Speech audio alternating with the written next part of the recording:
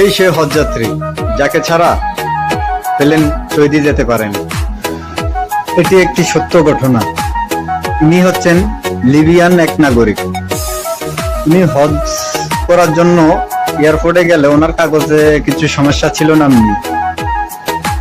ওনার কাগজের সমস্যা সমাধান করতে করতে অন্যান্য হাজিরা তাদের কাগজপত্র সব ওকে করে প্লেনে উঠে যাওয়ার পরে প্লেনের দরজা বন্ধ হয়ে যায়।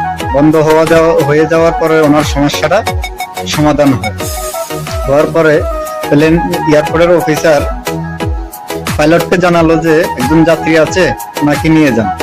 পাইলট বলল প্লেনের দরজা বন্ধ হয়ে গেছে, নেওয়া যাবে না।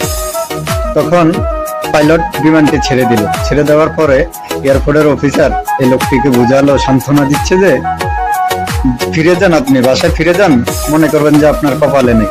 লোকটি